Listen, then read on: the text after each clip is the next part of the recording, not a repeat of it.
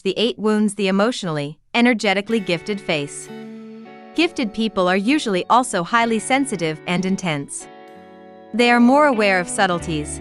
Their brain processes information and reflects on it more deeply. At their best, they can be exceptionally perceptive, intuitive, and keenly observant of the subtleties of the environment. Yet emotionally, intellectually, and spiritually gifted people are also often overwhelmed by constant waves of social nuances and others' emotional and psychic energy. People's brains vary.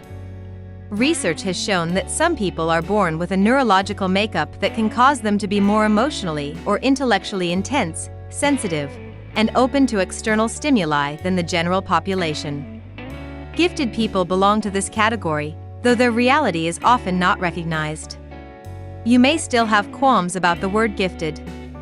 Gifted here doesn't just mean high IQ, it really refers to a different way of being, and it is a form of neurodiversity. It doesn't just mean being talented. From the get-go, gifted people's way of seeing and being in the world is not shared by those around them. Since they think more and feel more, they also reach their limits much quicker. They are more easily affected by their surroundings and by those around them, which may exacerbate the impact of any problematic events in their early years. The developmental differences between gifted people and others become apparent before 18 months old. At a preverbal age, gifted people can sense that the way they experience the world is different. They feel an omnipresent sense of feeling like a Martian visiting the Earth, and this feeling of lacking a shared reality with those they depend on, their parents, older siblings, or elders in the family, can be terribly unsettling. Sadly, because of the lack of awareness and understanding both in the family and in the wider world, many highly sensitive and gifted people have grown up internalizing the belief that there is something wrong with them, or that they are somehow defective, too much, or even toxic. Gifted isn't better, it is different. Gifted people challenges and 8 wounds from childhood. Most people would not think of being intelligent, insightful, inquisitive as a cause for childhood hurt. But the fact that many gifted adult challenges stem from childhood says otherwise.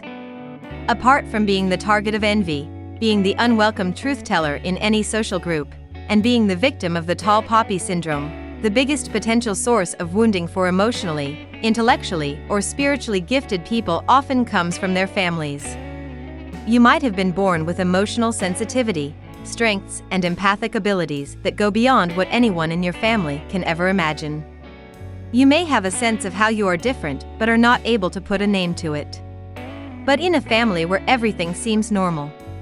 If you had been born with an old soul, the ability to see hidden dynamics and generate penetrative insights, deep wounding can follow.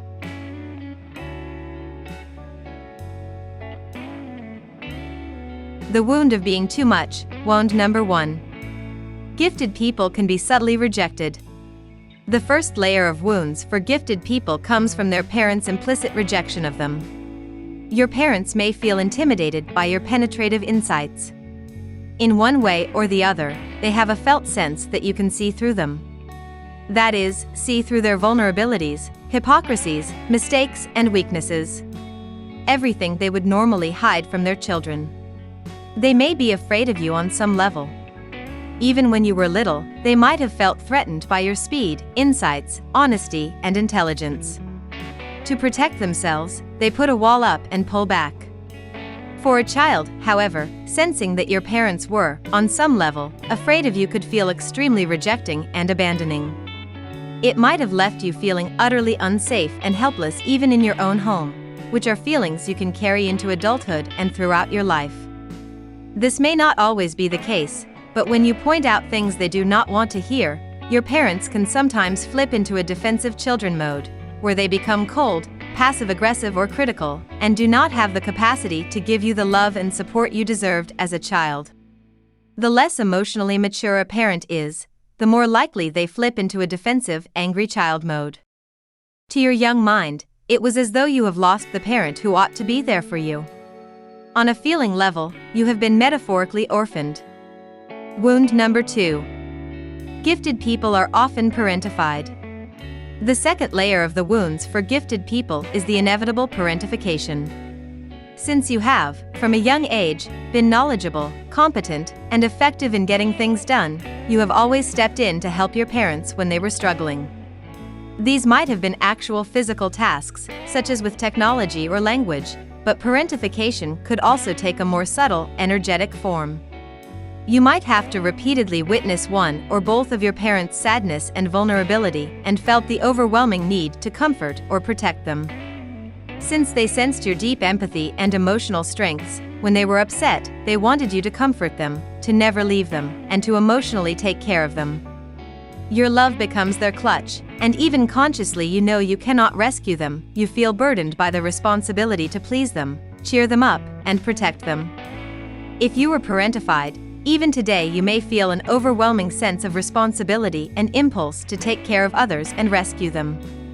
For many gifted people, the inevitable parentification can also happen on the sibling level. Your siblings also felt you are more like their parents than your parents. If your parents were emotionally unstable or abusive, you might have to stand up for your siblings and speak up on their behalf when you witnessed injustice. Your parents might then frame you as the difficult one, and reinforced the scapegoat/black sheep role you had to play in the family.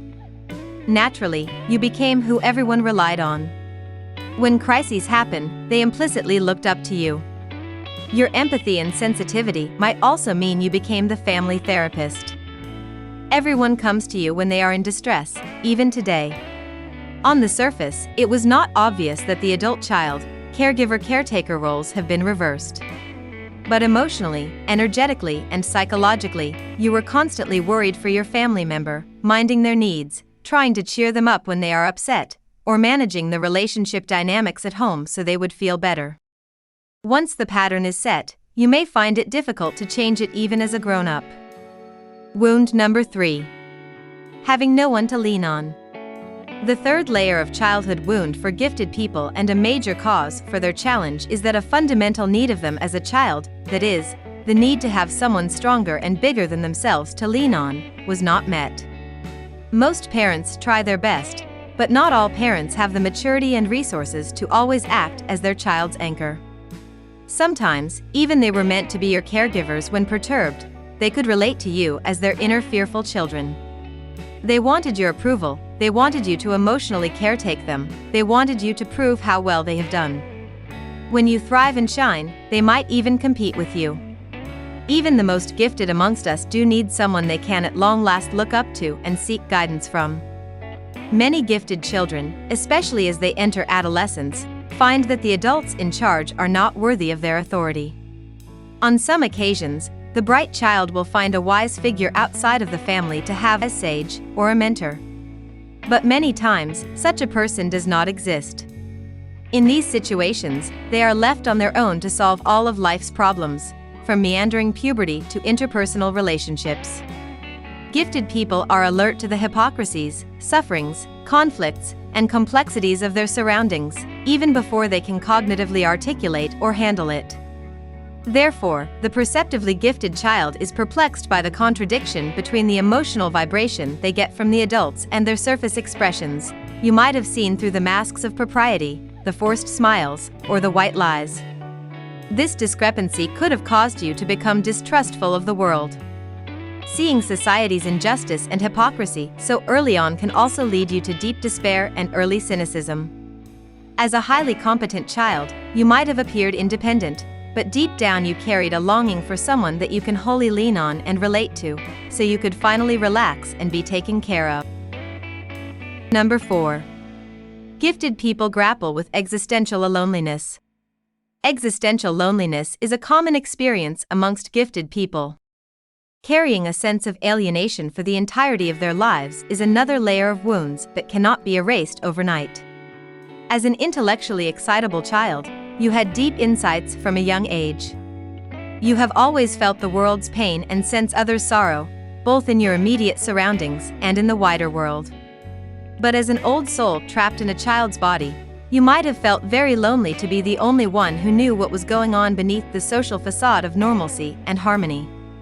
You might even have felt guilty for not being able to alleviate the pain and suffering or reverse the injustice you see in the wider world.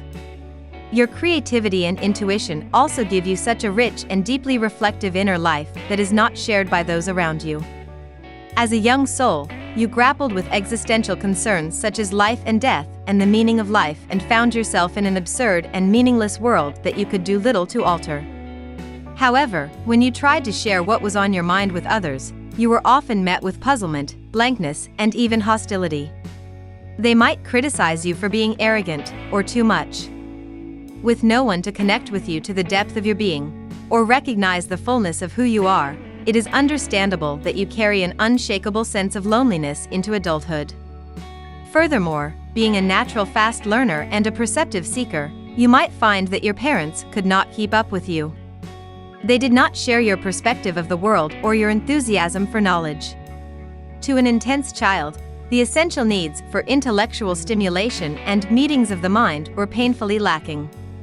If when you tried to share what you saw, you might have been shut down. This can cause a lot of inner conflicts and confusion for you. When everyone around you denied your perspective, you may start to doubt your own judgment, intuition, and even sanity. If no one was there to mirror your reality, you may unconsciously choose to distrust and disown your own intuition. As a result, you have lost a sense of who you are, what to believe in, how to make decisions, and who to trust. With a psycho-spiritual age that was older than your actual age, it might have been difficult to get along with your peers. This discrepancy, especially when coupled with parentification, can make you feel like you never had a childhood. As one child described it, being gifted can feel like an abandoned alien waiting for the mothership to come and take them home. Wound number 5. Feeling too powerful. Gifted people are often made to feel powerful, overly powerful, in the family system, even from a young age. Powerful may look like a positive word, but when it comes to a child's developmental need, feeling one is overly powerful is actually frightening, disconcerting, and detrimental to their development. All children need external boundaries. They need to know if they push too far, something will push back.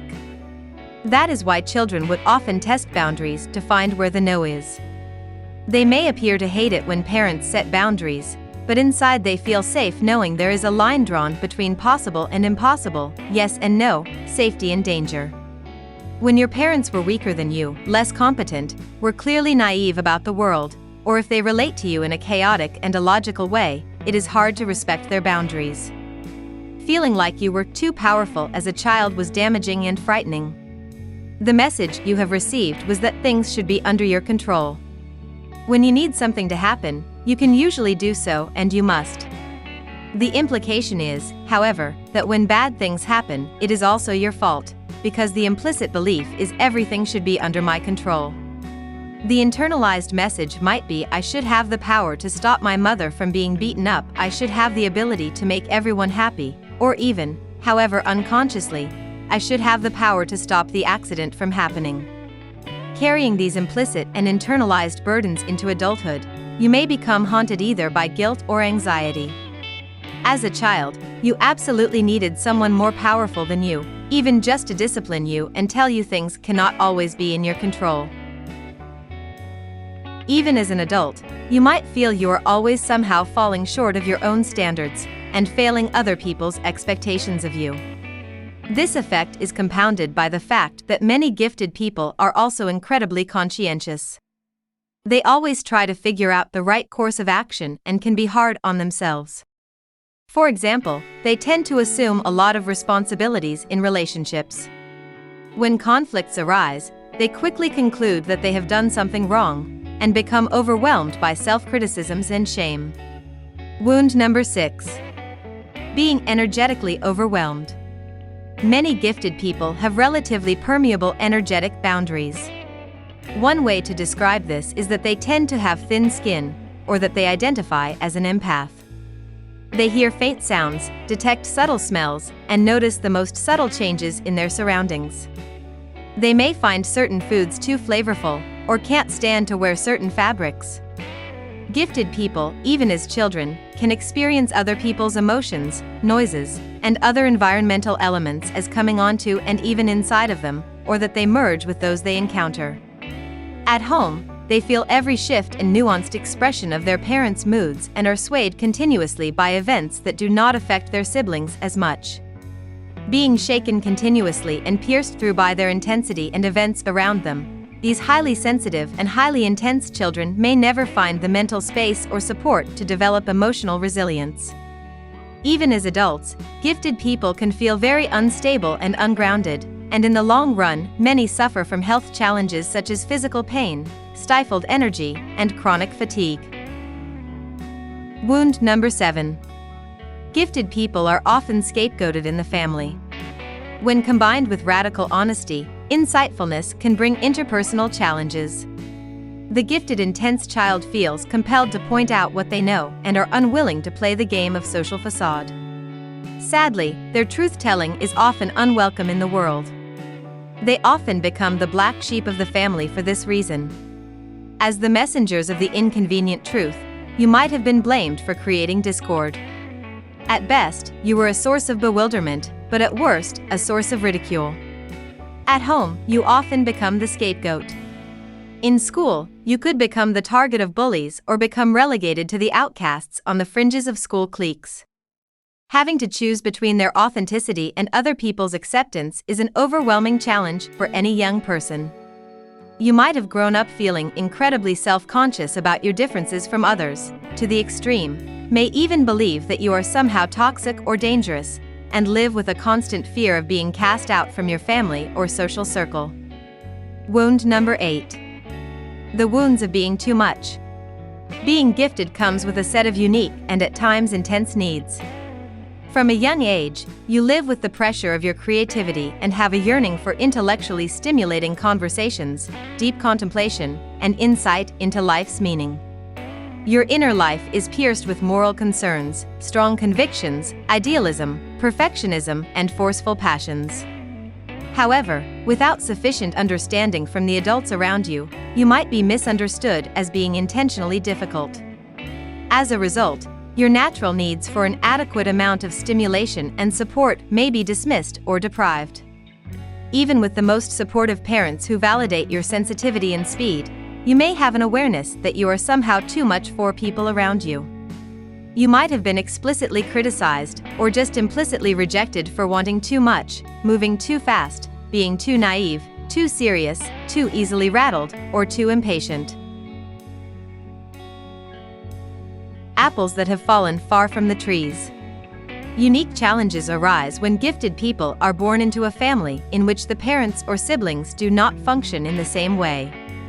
In his perennial work Far from the Tree, Andrew Solomon addresses the differences between directly inherited vertical and independently divergent horizontal identities. Normally, most children share at least some traits with their family. Children of color are born to parents of color. People who speak Greek raise their children to speak Greek. These attributes and values are passed down from parent to child across generations through DNA and cultural norms. However, children are not always a replica of their parents. They may carry throwback genes and recessive traits beyond anyone's control. When someone acquires a trait that is foreign to the parent, it is referred to as a horizontal identity. Horizontal identities may include being gay, having a physical disability, having autism, being intellectually gifted, or empathically advanced. It can be excruciatingly difficult for any parents who are presented with gifted children whose ways of being and needs are alien to them. A gay child being born to straight parents, for instance, raises myriad challenges when it comes to understanding and acceptance. Vertical identities are usually respected, whereas horizontal ones are treated as flaws. Any unconventional ways of being, including being emotionally intense and sensitive, are often disparaged as illnesses to be fixed, rather than identities to be accepted. Our culture plays a part in perpetuating this disconnect. There is something primitive in our tribal nature that makes humans reject what we are not familiar with. Although our world as a whole has made progress in bridging the divide between class, gender, and race, awareness and respect for neurodivergent traits such as emotional intensity have not broken through into public consciousness. As a society, we continue to pathologize individuals who have different ways of thinking, feeling, relating to, and being in the world. Under the influence of a culture that is inept at embracing diversity, some parents have come to perceive their highly sensitive child's horizontal identity as not only a problem but even a personal failure or insult. It takes extra resilience for families to learn to tolerate, accept, and finally celebrate intense, sensitive and gifted children who are not what they initially had in mind. The fact that there is no guide to parenthood, especially when a child cannot be handled through conventional methods, leaves a painful gap of disconnection between the parents and the child. Parenthood abruptly catapults us into a permanent relationship with a stranger, wrote Andrew Solomon, who conducted over 4,000 interviews for his book. Families of emotionally intense children are presented with a fork in the road. They can reject or scapegoat their child for their strangeness, or they can rise to the occasion and allow themselves to be profoundly changed by their experience. Embracing the intense and highly sensitive child in you. Your home might or might not have been a haven for your highly sensitive, intense, and gifted young soul. Being different can be lonely, but the real suffering comes from having internalized the feeling that you, as a person, are fundamental not okay. If all your life you have felt like a Martian exiled on Earth, it might take some time to not only know, but also feel in your heart that being intense is not an illness. Being intense comes with the most precious abilities and qualities. You have an extraordinary capacity to understand and empathize with others, as well as the ability to reflect on your feelings, intentions, and desires. Across history, intensity is often paired with other forms of exceptional talents in the areas of music, visual art, sports, and creativity. Your excitabilities are not only highly related to giftedness, they are gifts in themselves. It is up to you now to provide a safe home for your inner child. This time, under your wing, they can have a nourishing, safe, and exciting childhood. Your highly sensitive inner child, gifted and intense soul, is wild and untamed. No matter how much you try to shut it down, manipulate it, pretend that it doesn't exist, its spontaneous nature always breaks through. Sometimes, your truth sneaks up on you. In the form of awe, love, wonder, and joy. It is so compelling that you have no choice but to surrender to the ecstatic outpouring. For that precious moment, you feel your deepest nature, uninterrupted. Own your wild, excitable, passionate soul. That highly sensitive child, gifted child, intense child inside of you is waiting to, at long last, be seen, heard, and embraced for who they are. Here is a quote from Henry David Thoreau. "You are a marvel. You are unique. In all the years that have passed, there has never been another child like you. Your legs, your arms, your clever fingers, the way you move. You may become a Shakespeare, a Michelangelo, a Beethoven. You have the capacity for anything.